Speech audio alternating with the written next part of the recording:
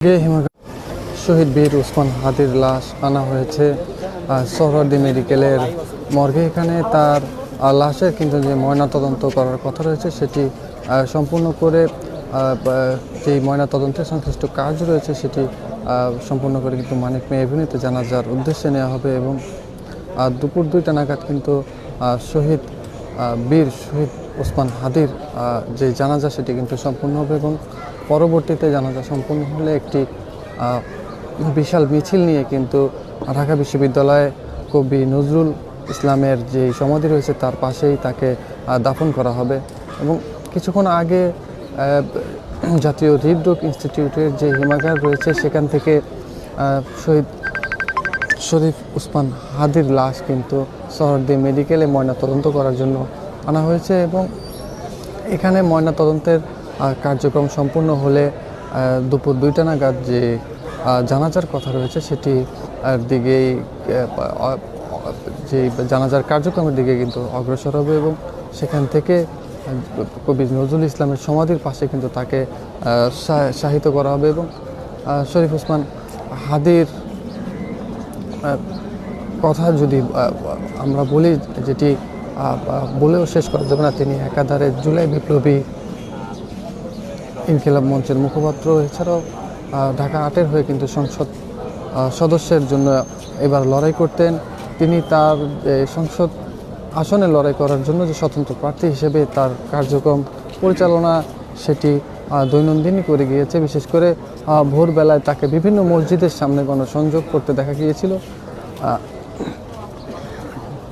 গেল 12ই ডিসেম্বর তাকে হত্যা উদ্দেশ্যে তার উপর গুলি বর্ষণ করে সন্ত্রাসীরা। পরবর্তীতে দীর্ঘ 7 দিন মৃত্যুর সাথে পাঞ্জা লড়ে তিনি ইন্তেকাল করেন এবং গতকাল সিঙ্গাপুর থেকে 5টা 58 তার লাশ বাংলাদেশ বিমানবন্দরে অবতরণ করে। সেখান থেকে সরাসরি জাতীয় হৃদরোগ ইনস্টিটিউটের যে হিমাগার রয়েছে সেখানে নিয়ে আসা হয়।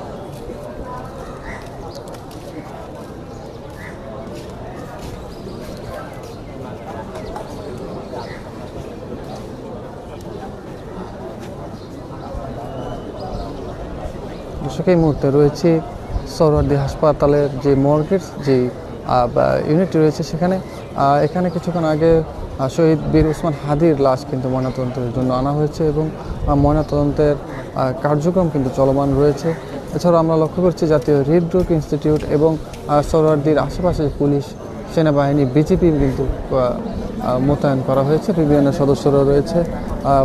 আজকে মানিক মে এভিনিউতে দুপুর 2টা নাগাদ শরীফ ওসমান হাদির জানাজা সময় কিন্তু নির্ধারণ করা হয়েছে। আমরা ইতিপূর্বেই যে জানাজার নামাজের যে মানুষের একটি বিশাল যে ঢল হবে সেটির একটি আগাম ইঙ্গিত কিন্তু পাওয়া গিয়েছে। যেমন নগরের বিভিন্ন স্থান থেকে কিন্তু মানুষ ইতিপূর্বেই আসা শুরু করেছে এবং এই যে সংসদ ভবন দক্ষিণ প্লাজায় শরীফ ওসমান হাদির যে জানাজা হবে সেটিকে ঘিরে কিন্তু আইনি নিরাপত্তা সেটি কঠোরভাবে জোরদার করা হয়েছে। ইতিপূর্বেই 1000 কিন্তু বডি ক্যামের যে ব্যবস্থা সেটি করেছে। এছাড়াও সরকারের পক্ষ থেকে বিশেষ নির্দেশনা রয়েছে এই জানাজা অংশগ্রহণ করার জন্য। এছাড়াও সংসদ ভবন এরিয়ায় ড্রোন উড়ানো কিন্তু সম্পূর্ণভাবে নিষিদ্ধ করা হয়েছে।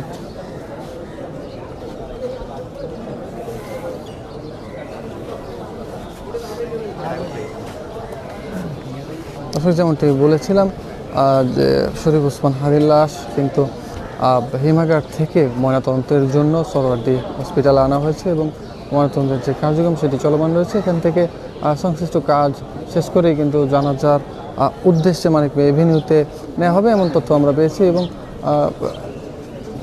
জানাজা শেষে কিন্তু তাকে ঢাকা বিশ্ববিদ্যালয়ে কবি নজরুল ইসলামের সমাধির পাশে তাকে দাফন করা হবে।